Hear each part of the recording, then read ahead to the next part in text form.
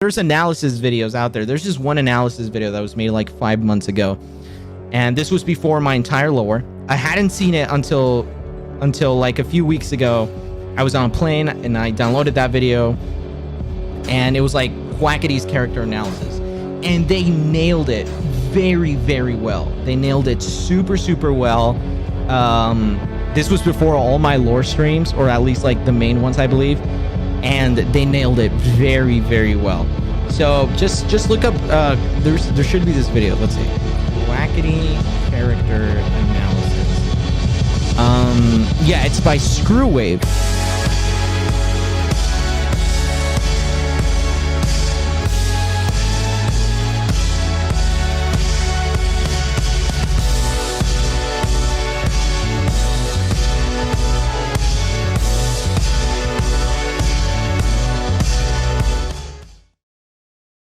Let's stop beating around the bush. Quackity's Dream SMP lore has blown me away. It's perfectly crafted with astonishing cinematic shots that accompany acted out bits with several of the characters on the SMP. I watched it live as it went down, and I cannot even begin to describe how I felt. It just felt like a TV series. Every episode, I would set it up on my monitor and sit on my couch in my room just to bask in the moment. I think the name Live Streamed Presentation is the perfect title for what Alex has made. Here's how it's going to go down. I'm going to break down each episode and chapter and tie it into Alex's character, his motives, what he's driven to do and what he's driven by, etc. Timestamps should be in the description unless I forget. With that being said, let's start with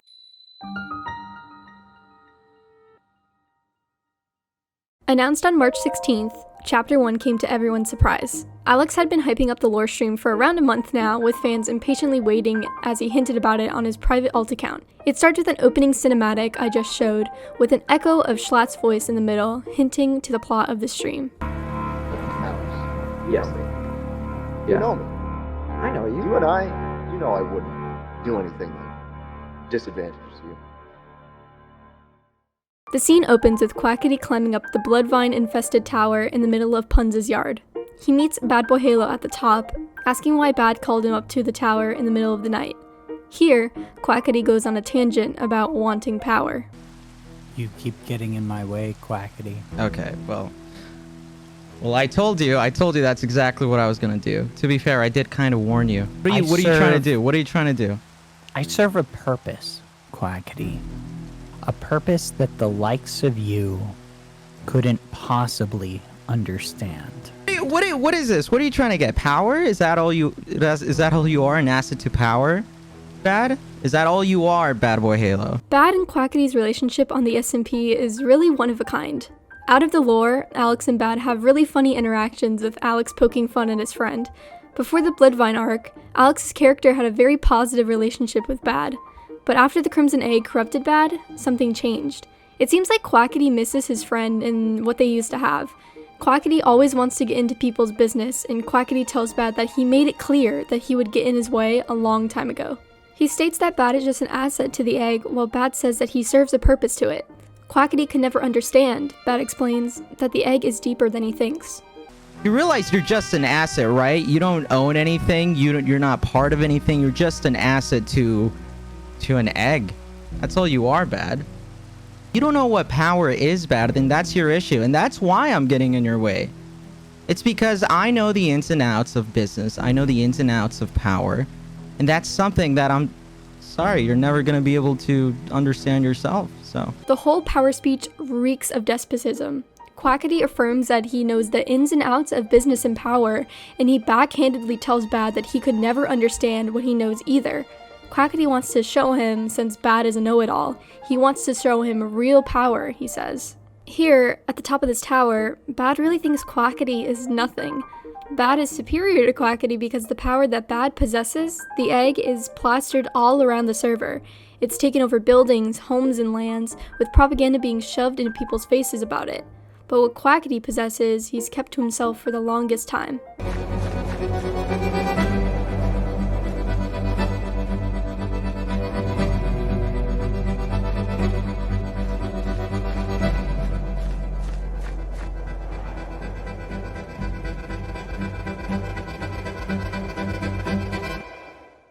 Las Nevadas, Quackity's real power.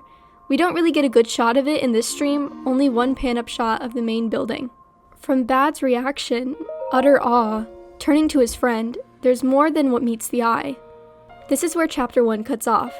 We get a great intro to Bad's side of things and Quackity's intro to Las Nevadas, as an accompanying title card shows the cast for the next 2 chapters. I feel like Bad does not get enough credit here. I know people are flaunting over his lore voice, but the character he has built up is actually really amazing.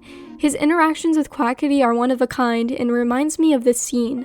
So all you wanted to do was save Skeppy, and now you're sacrificing other people to save Skeppy? Oh wait, no, you're not sacrificing other people. You don't need to, but you don't want to be alone with this stupid curse that you have, and now you're asking other people to join you. Is that it?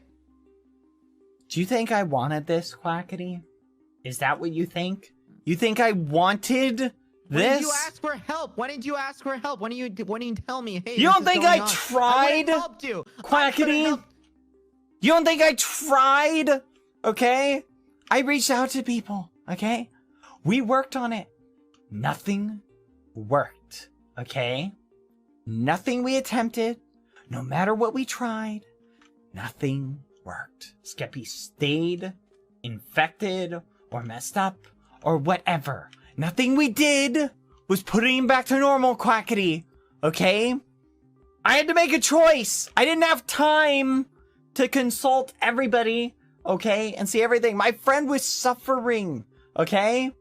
My friend was suffering, and I realized that joining the egg was better than losing my friend, Quackity. That's what I realized, okay? I made that decision, Quackity, okay? I made that decision. And you know what? If I get to be with my best friend, then I don't care, okay? I don't care. The way Bad avoids eye contact with Alex's character speaks volumes until he looks directly at him to say, "Do you think I wanted this?" It's just bone-chilling. It's sad though, because Bad said that he tried and reached out for help, but nothing happened. The egg is the only source for Bad to saving and protecting his friends, and with him joining it, he's also consequently trying to protect Quackity. What? You or the egg? Is it me or the egg? Is what? What? You want me to break the egg? I'm not asking you to break the egg. Then what do I'm you asking you, do? is it me or the egg? I don't know what you're asking. You do know what I'm asking! No, I don't. I think he wants you to choose, Bad. To choose? To choose. Go on then. Go on, You what? two carry on without me. No, Skeppy! Here's where we can tie it back into Bad saying, "You could never understand." It's because Bad thinks Quackity hasn't lost a close friend, when in reality, Quackity has lost multiple, but chooses to hide it. Now, let's talk about...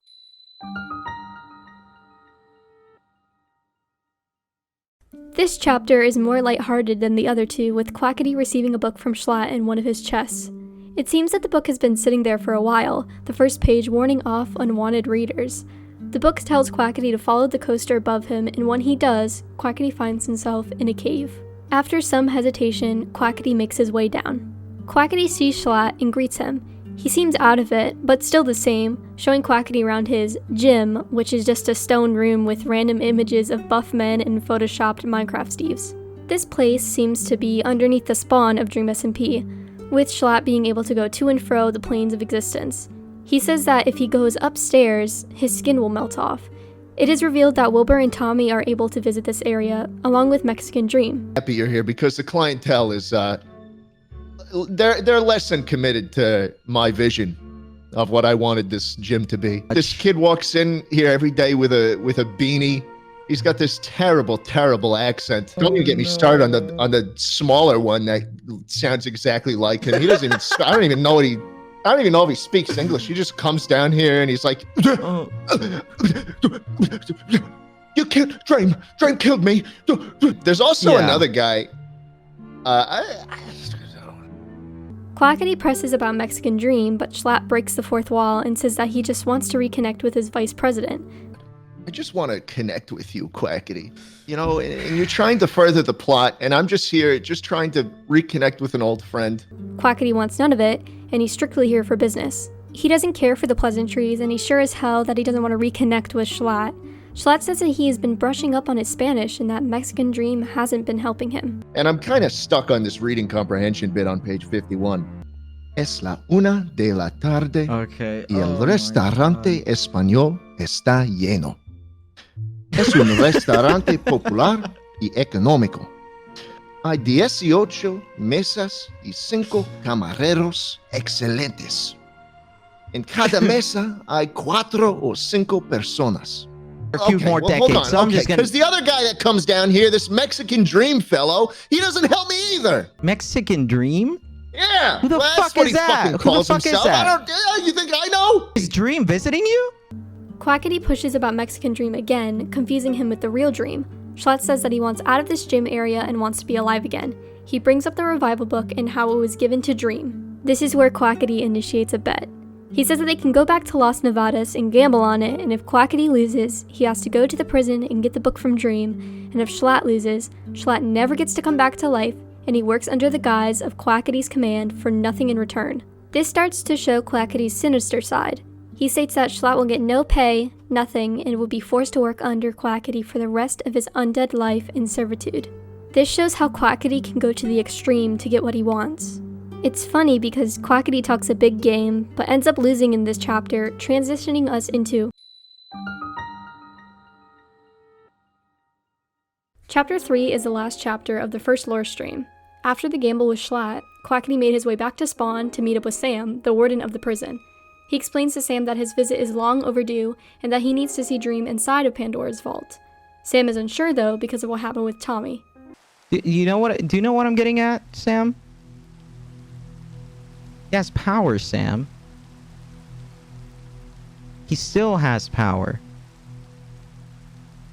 Why haven't we killed him?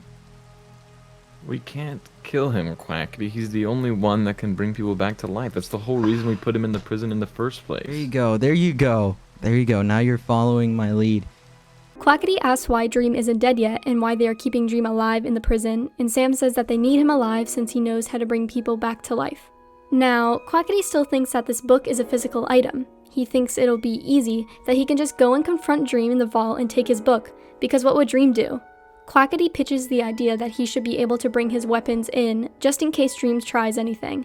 After a lot of hesitation and persuasion, Sam says yes. Quackity knows how to persuade, and I don't like to throw this word around a lot, but he knows how to manipulate. I've explained this before. Quackity is good with his words. He knows how to keep a calm demeanor when arguing or stating a point, and that's how he can intimidate people to make them fold. He knows how to strike a deal and how to make it stick. He knows how to use people to his advantage.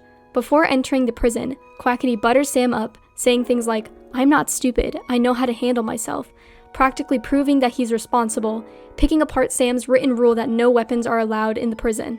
Sam knows that Quackity might hurt Dream, so he dips his toes in as well. He tells Quackity that his diamond tools are not that good, and Sam gives him a pair of shears, which people think are meant to be pliers, his netherite axe, and sword. He might be giving in since he wants to see Dream feel some pain, since he did kill Tommy, who is basically like a son figure to him.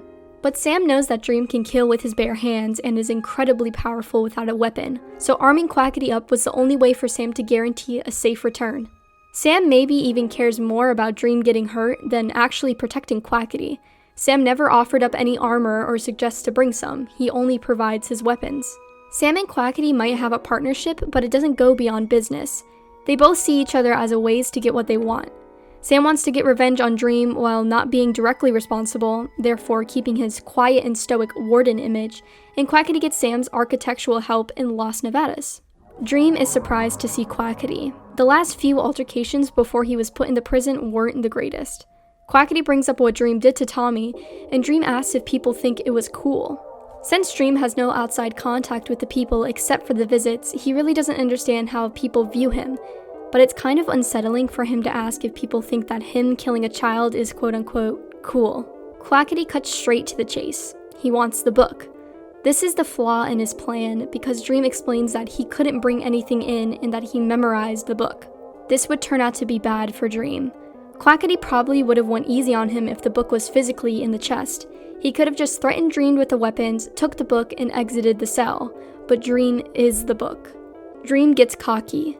He starts teasing Quackity because Dream thinks that he has the upper hand, asking what Quackity was going to do to him. Quackity can't make him say anything he wants, but it turns out, yes, he can. Dream is instantly backed into a corner when he sees the weapons. The parallels here are painful. Dream screams for Sam in a moment of life and death, just like Tommy did. Quackity threatens Dream and tells him that he will come every single day to torture him to get the knowledge that he wants. Quackity is the first person ever to make Dream scream for help. Dream has only crumbled under a person twice, this time in the time that Tommy forced Dream to drop all of his items at the end of the Disc War. Dream sounds terrified, and props to him for giving a great performance. He is mortified of being helpless, unable to run or get things to fight back with. He's terrified of people having any form of control over him. He thinks he's a god. He claims to be one, all-knowing and omnipotent, but when someone takes over his power, he's feeble. People will argue for either character here. I'm more inclined to support Alex's character because, well, he's my favorite streamer and I'm making a video about him, but I digress. Dream and Quackity both have done bad things, and I'll leave it at that. People are allowed to be unhappy with Quackity's actions the same way with Dream's actions. There are multiple morally skewed protagonists on the Dream SMP, and the protagonists change depending on who you ask. Personally, Alex would be my protagonist because I watch his streams more than, let's say, Ranboo, but Ranboo might be someone else's protagonist. Quackity's lore allows us to see why he wants to go about hurting Dream and why he's acting like this. And it's confusing because we don't know if Quackity is doing this for himself or genuinely to help other people. Quackity has become a morally gray character, with many layers that simply can't be labeled as villainous or antagonistic just based on their recent actions. This is the good part. This sequence, this whole part of the stream is just outstanding. It's calm and melancholic, a retelling of the season before. I'll admit it, this part actually made me shed a few tears, and I think that's exactly what Alex was going for. The glaring factor here is that Quackity is now covered in blood. This is supposedly after the meeting with Dream, so it confirms that Quackity and Dream had a sort of physical altercation in the prison. He walks up to the El Rapid sign and stands in front of it, a symbol of the united bond between friends. But he stares at it for a moment, and then suddenly starts to tear down his friends' faces one by one. Carl, Sapnap, and then George. He really is all alone. Quackity has actively pushed his friends away so he can fulfill his plans and distract himself with business ventures and wrongdoings. Carl made Kanoko Kingdom, and the rest of them just followed. Hell, even at the time of writing this, Carl and Sapnap are still engaged to Quackity, but that didn't stop Quackity from distancing himself. Quackity has isolated himself from the people he loves to try to become a whole new person who wouldn't be hurt by his previous trauma.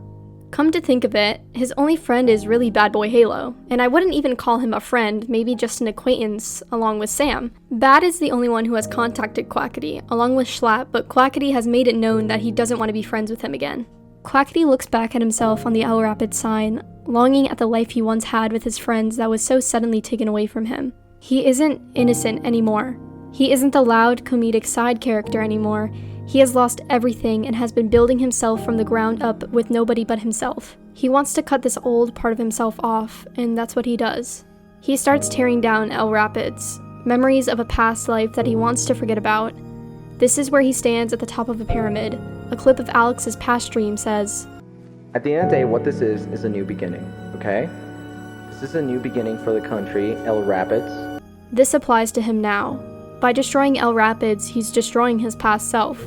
The voice clips Alex uses in post are very specific to his character's situation as well. A clip of Sapnap saying that he wants to fight Dream can coincide with what he's doing now. He's above Dream in all aspects. He says, "Step by step, Sapnap, we'll get there one day." Now he's there and Sapnap isn't by his side. I think the clip that hit me the most was the waterfall slowly falling down to the surface level. This waterfall has had so many memories. To get initiated into Mexican Lamberg, you had to jump off of it and fall into the water, and each member did it. It was the way to get up and down to the platform in the sky, and several little pranks happened near it. I think with Alex getting rid of it was the thing that really made me know that this era was over. It was like I was saying, oh wow, something that I've watched be built live before my eyes throughout months of streams is now gone. I'm actually really glad I was able to see the formation of this little nation when it first started, and I wouldn't have missed it for the world. Quackity now stands before himself. He's done all he can do. His journey with El Rapids has come to a close. It's interesting because he didn't need to take down the sign. Everyone else had silently moved on and started anew, but didn't feel the need to officially cut off El Rapids, but Quackity needed that closure. He needed to erase the records of the person he used to be. He wanted to send that message. We get a wide shot of what was once El Rapids, and a pan up to Quackity looking away into the sunset. Then,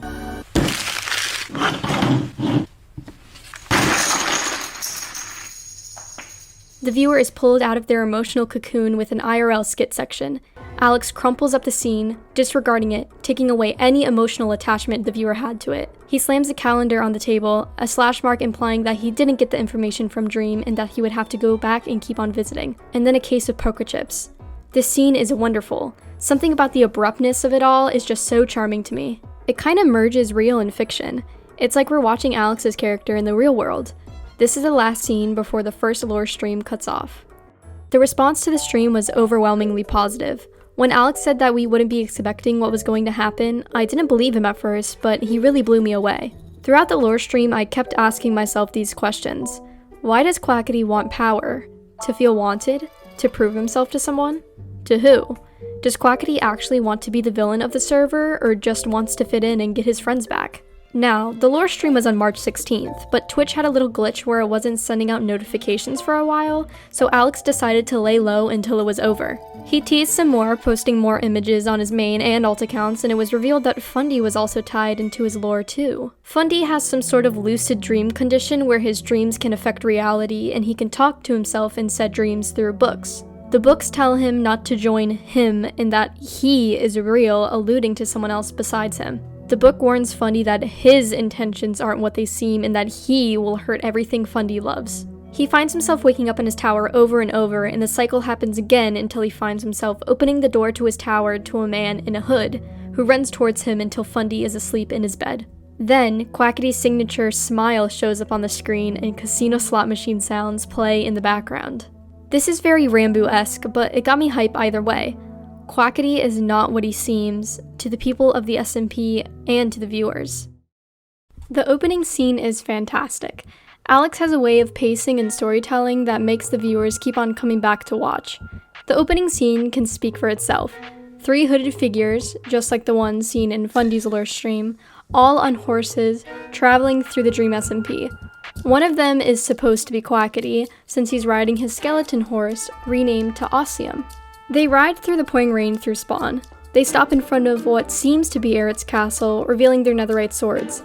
Tornado sirens start to play as Quackity leaves the front and the camera fades out. Las Nevadas episode 2 has just started.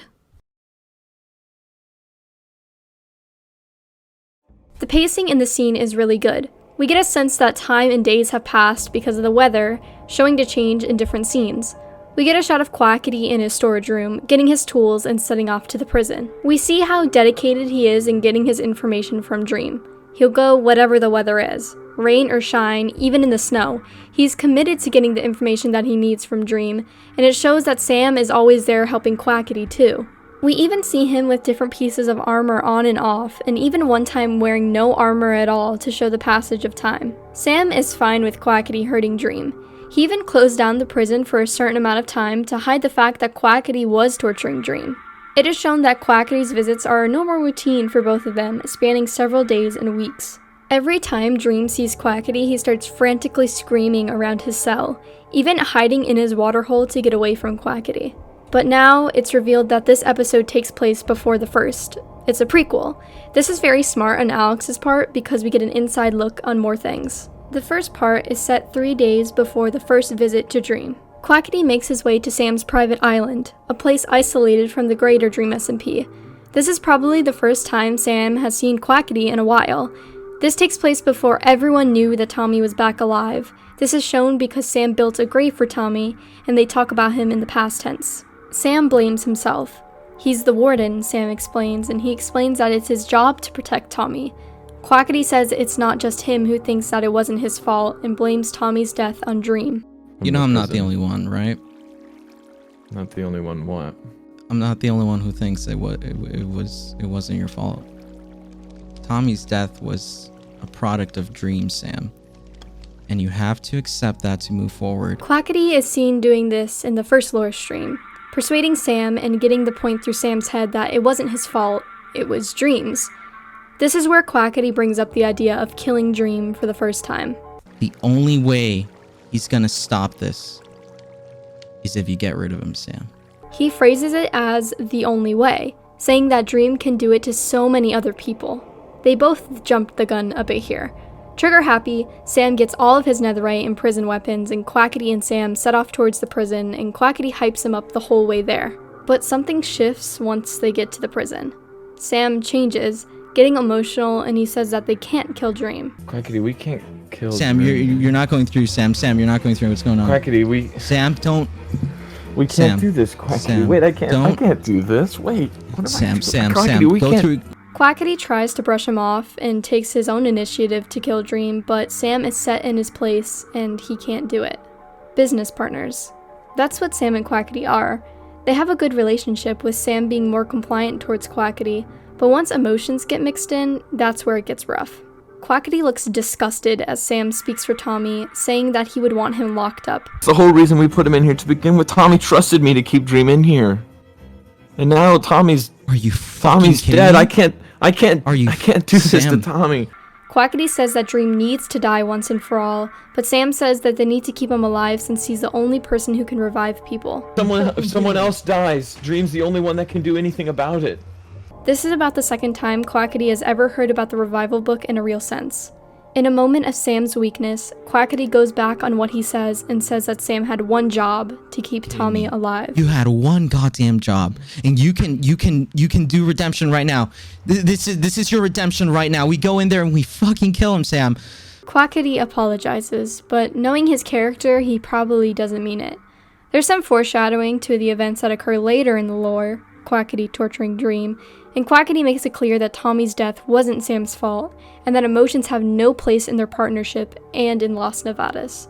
2 days before the visit. During the ad break, Quackity is heard talking to an inside source, maybe someone who is in, or was once in, the Eggpire. My theory is that it's actually Purpled, since he was in the Eggpire and Quackity and him team up much later. The person on the communicator tells Quackity the location of the egg, leading him to dig down into some sort of base behind the egg. He starts placing TNT, thinking he's alone until he sees Bad Boy Halo and Puns. Yo! Hey, fucking stop right there, Bad. I see you. Stop right there. I'm blowing this fucking place to shreds. Quackity is now back to antagonize Bad about getting rid of the egg, and Bad warns him to stop. Quackity doesn't care, and Bad is so far out of his grasp at this point that he could literally do anything. All he has to do is set one piece of TNT on fire and it all goes away. Standing in front of Bad, Quackity says that they can do big things together. You know, you and me, we can do big things, Bad. We can do big things, and I know you. I've known you for a long time. Bad. And Bad seems mildly interested, and Quackity tells him just to let go of the egg. But Bad can't because of his inner conflict with Skeppy. Quackity says that he doesn't care and he's gonna go through with his plan, and they corner him, Quackity explaining that he has to do this for Bad's own good. Quackity keeps on saying that he's trying to save Bad, but Bad can't see that. Quackity. I'm doing this for your own good, Bad. I'm doing this for your own good. You're doing this for yourself, Quackity. I need no, this. not Bad. In some sort of twisted way, Quackity destroys things of high value to people to show that he cares and show them their value. This is seen many times during his lore. So Quackity blows up the whole thing.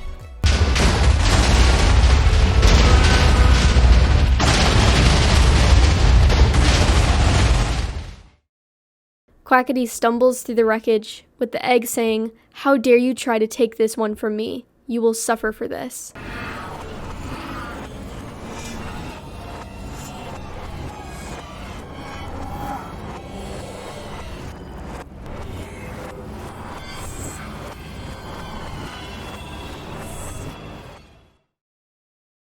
A reunion, Chapter 3, 24 hours before the initial visit. Quackity decides to scope out the scene of the prison by himself in Ossium, but instead of finding what he's looking for, he finds George, looking at the exterior of the prison. George! Quackity! Oh my god, George! Let's go! Let's go! Quackity and George reunite in a light-hearted moment, both of them cheering that they gotten to see each other again. Apparently, it's been a while. Quackity says that he hasn't seen him in ages, and George even sees Quackity's scar for the first time. That means it's been months. He comments on him not seeing Carl or Sapnap for a while either, asking George what has been going on. I have not seen you, nor Carl, nor Sapnap in the longest time. George is oblivious to Quackity's Las Nevadas, and Quackity explains to his friend's confusion. Oh, okay, hear me out. So, I took a little break from the Rapids, and I've been working on this new project. It's called Las Nevadas, okay? So it's basically this country where... Las Nevadas? Yeah. Keep in mind that El Rapids is still up and not destroyed by Quackity because this episode is a prequel. So Quackity this whole time thinks that they are all still aligned with El Rapids. George sounds taken aback that Quackity wants Carl, Sapnap, and him to move to Las Nevadas.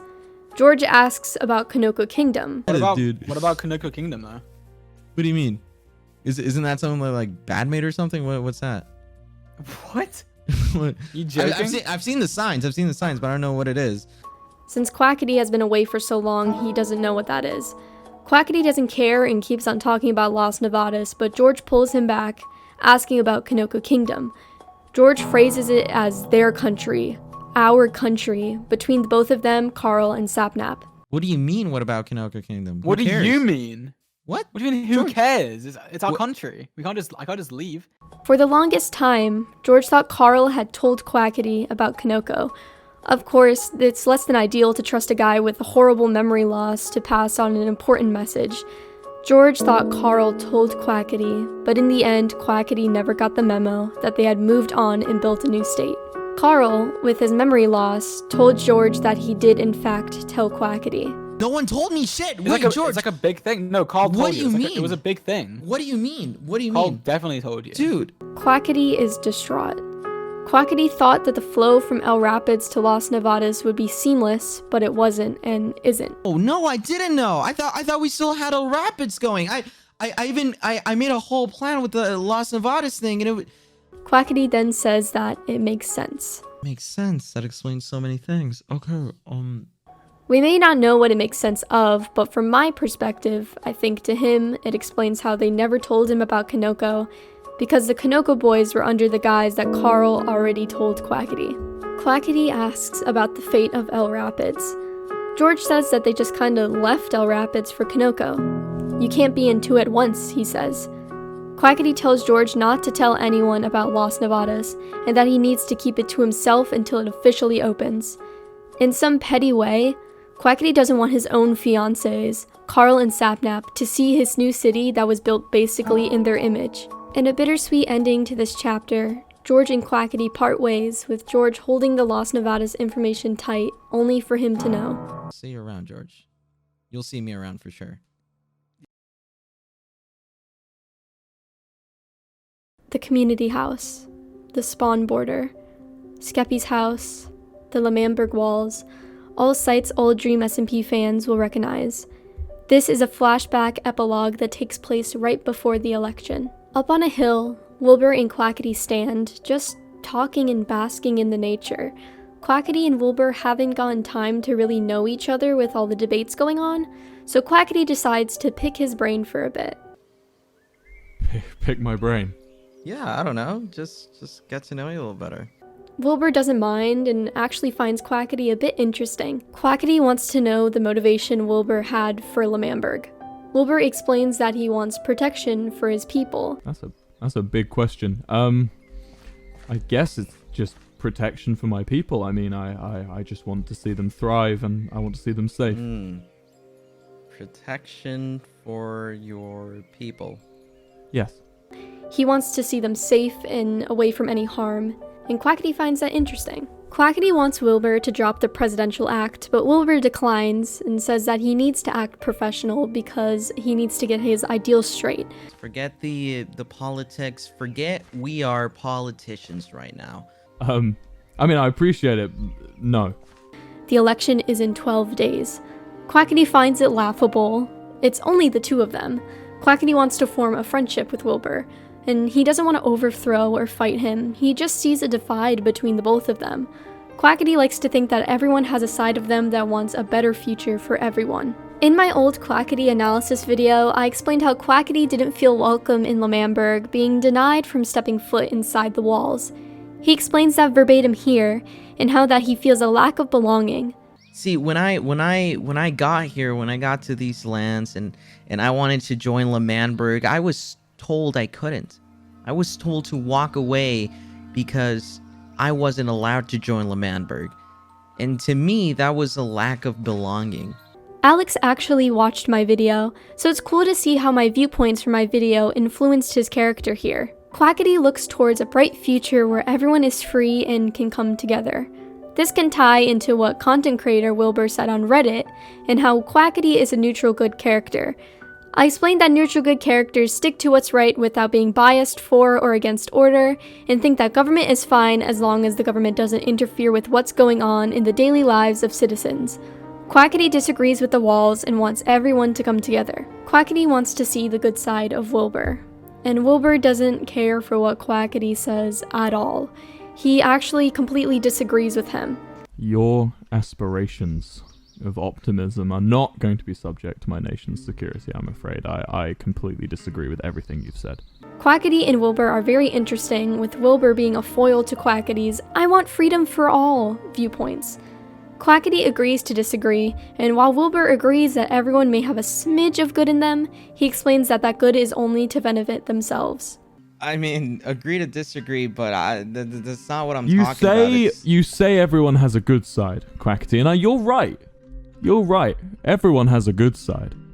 But that good side is only there to help themselves. Wilbur basically says that he's been going about this all wrong. Quackity can't fight behind his words. He needs power. He needs to show his people that he can fight and defend them, and Wilbur has shown that with fighting in the war for independence against Dream. If you want to really help people, you're going to need power, Quackity. You can make a movement. You can make a resistance, right? You can go out and you can come back and they'll give you a ticker tape parade. They'll cheer for you in the streets, but you will change nothing. If you have a revolution, everyone will hate you. You will sacrifice everything and you will lose everything you've ever had. But you'll come back and everything will be changed. And Quackity, if you want to change things, you're going to need power.